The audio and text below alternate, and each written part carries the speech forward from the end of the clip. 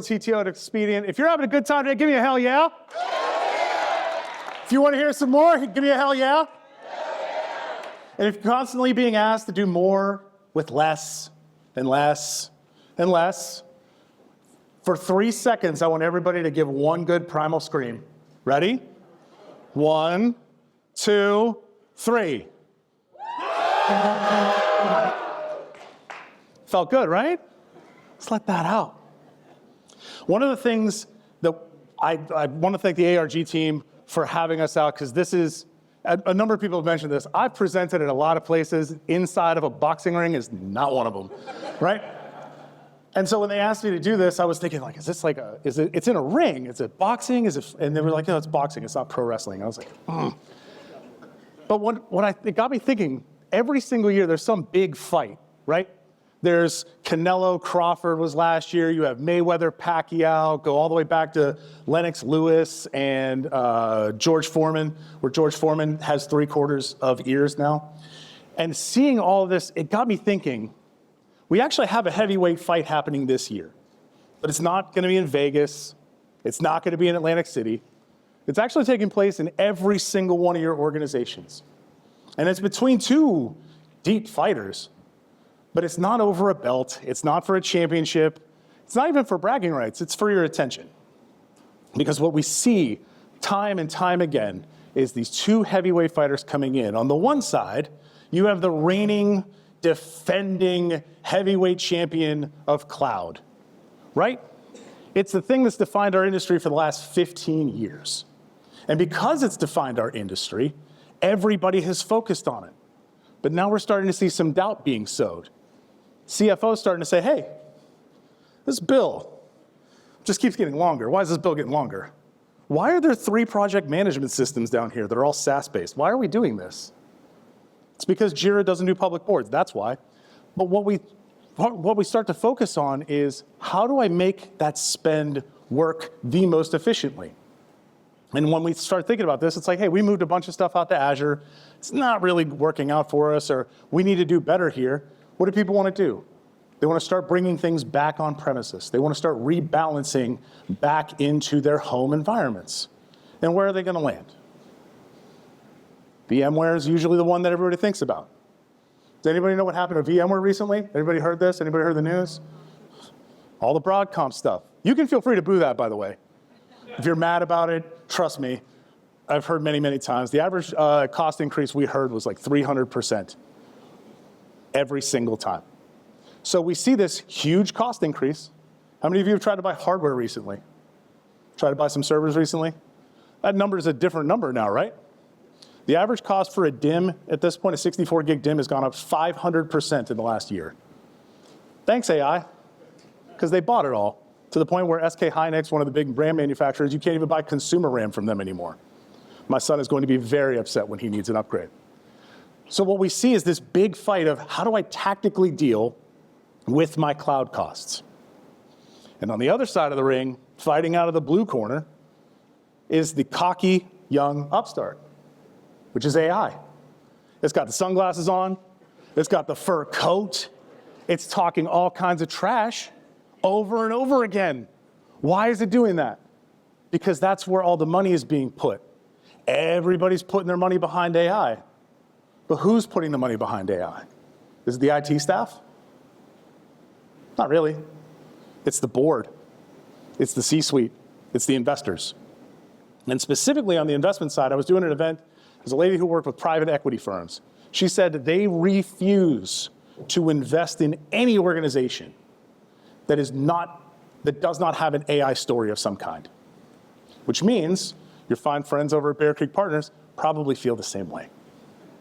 And so this becomes a bigger challenge for organizations. I have to have an AI story, and the CEO is just grabbing the CIO, just screaming, you gotta give me an AI story, just give me something. Because he has to tell them, he has to tell the board, he has to tell the investors that this is the thing they're doing. So what happens? What if we just rolled out Copilot? That's the correct response. Because a lot of times people start to build out this idea around AI, around the tools that they can buy from the vendors they already like, which is fine. So here's the problem with AI. And I think a lot of people are missing this. So what I'm going to do right now is I'm going to introduce Stacy Clark, who's our Director of National Strategy Partnerships, Anthony Estelle, who's our Strategic Partner Manager. And we're going to play a quick game. This is a quick little game show that's happening here. Some of you may have stayed home sick from school when you were a young child and watched the wonderful game show called The Price is Right, which is still airing every single day and has skinny Drew Carey. So what we're going to do, Layer X put out a browser security report, basically seeing what AI usage is happening around the industry, or what their users are seeing with AI tooling. And we're going to go through some stats. So Stacy's going to hold. We're going to go to Stacy first. What percentage of users are using generative AI tools? So think ChatGPT, Claude, Gemini. What's that percentage? Feel free to just shout them out. 50? 75. 80, 75? I heard a 40-something over here. 45. Kristen, congratulations. You are correct. It is 45%. Give Kristen a round of applause. Here's the thing about that 45. That felt low to me, right? And then I thought to myself, you know, I have a whole lot of friends who don't really like AI, and they don't like using those tools, so they just don't. So 45% felt about right. This also may not include like internally built tools. They're focusing more on the bigger tools. So Anthony has another stat here. What percentage of those AI users were using ChatGPT?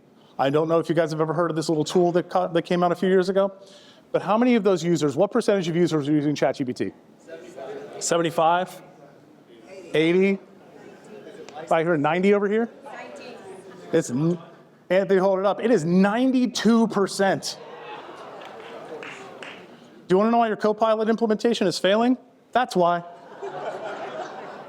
They don't want to use Copilot. They don't want to use that tool. They want to use ChatGPT.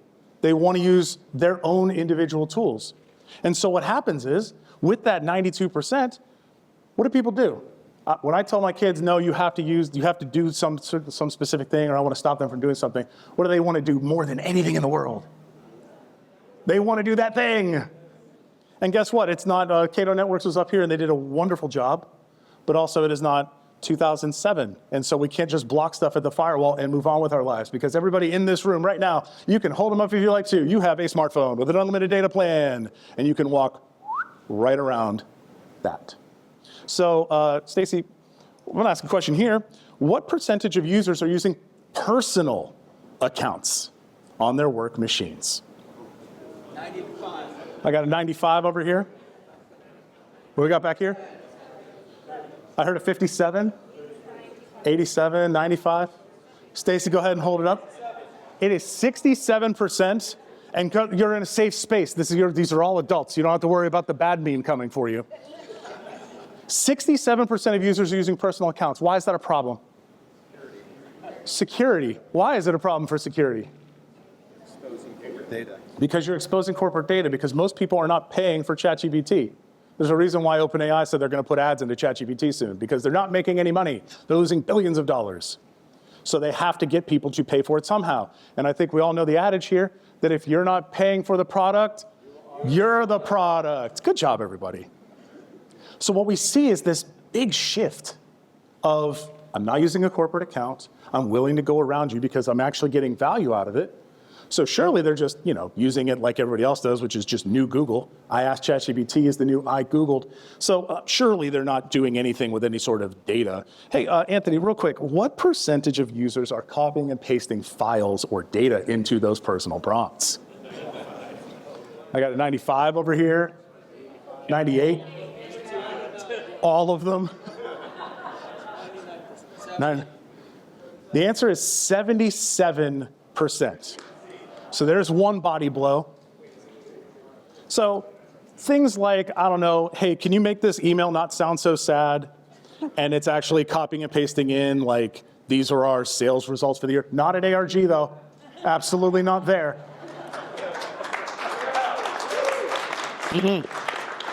But how do I make this not sound so sad? Now, all of a sudden, boop, your sales results are out there. The sales results are fine. They're only good for like a quarter. It'd be a real shame if that was personally identifiable information. So what percentage of those files had personally identifiable information or PCI data in them? This one hurts, okay? What did I hear? 40? Just hold it up. Nailed it in one. That was 40%. I don't know that we want to clap for sending out PII data, but we're going to do it anyways. So we've got this incredible right hook coming from AI because the business is screaming, we need this thing, right? Here's the problem. Your users are going to use it whether you want to or not. So you've got this crazy right hook coming from AI, and on the left side, the CFO screaming, you got to do something about this cloud spend. And all of you let out that wonderful primal scream early that you're constantly being asked to do more with less. Where's Bill? Hey, Bill, where do you go? Bill's back there. Hey, Mick! Yeah. Mick is the wonderful person, Bill, is the wonderful person who's in my corner. And you need somebody who's in your corner. And that's where we come in as Expedient. We help not only on the cloud side. So we are a Broadcom partner. We are the VMware Cloud Foundation Service Provider of the Year. We got that award from Broadcom 2 weeks after we got the Nutanix Service Provider of the Year award. Got them back to back. They don't even like each other, and they gave those awards to us. We are the best at both. So if you want to move from on-prem into a cloud, you can move to the cloud operating model with us, and we can even help you save on things like DR licensing because you're only paying for our DR licensing when you use it, not all the time. So that can be a significant cost savings that way. If you want to move away from Broadcom because you don't like them, that's okay too. That's where Nutanix comes in. We are their premier service provider. Do you want to know how many other premier service providers there are? None. It is us. It is the number one. It used to be Champion. Premier is the top one, the top level now. The reason for that is that we do their service portfolio, files, objects, their Kubernetes platform. We are doing that entire platform more than anyone else, which means I now have the ability to say, if you want to come on over to Nutanix, we can absolutely help you with that. We've done dozens of migrations already. We help hundreds of clients moved into our VMware platform over the last 18, 19 years. We were part of the program in 2007 when it started. We've been with VMware as a service provider for that long, so we know what we're doing. It is what we do day in and day out. On the AI side, if you want to give your users some tools, we need to put some controls around it. Everybody in here is in the IT space, right? We're not just giving people wild access to accounts for 20 bucks a month and moving on with our lives. We need to put some controls around those things. So our secure AI gateway platform, we can do single sign-on. All of the prompts that come through that platform are monitored and logged, and the access to those models is through the paid models, which means you're not putting your data into the models. All of that is attested through, so you can say with certainty that your data is not going to be ending up in a model and coming out in a response somewhere else. And with that secure access, I can now connect data sources and not just copy and paste files. You can do that if you'd like to. But I can copy in, so I can bring sources in like SharePoint, OneDrive, Google Drive, Salesforce, where I can now get access to that data and do things against it.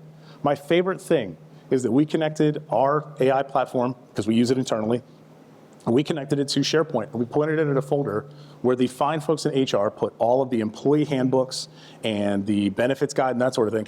I don't even ask HR questions anymore. I just ask the AI system that because it has all the information. Because people don't want to read anymore, they just want to ask the question. So let's give them the ability to ask that question. And on top of that, that's where our agentic platform comes in.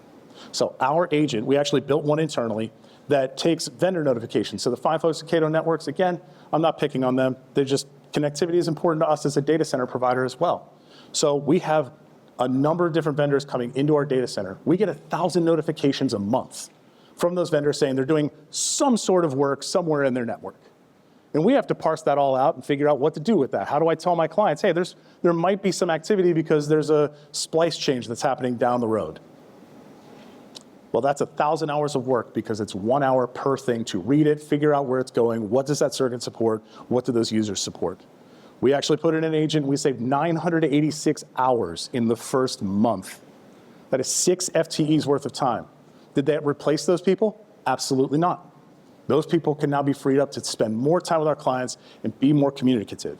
So if you would like somebody to be in your corner and fight for you and give you back the time and give you your attention back, I'll punch both AI and cloud in the face and bring that attention directly to you. That is my time. Thank you, everybody.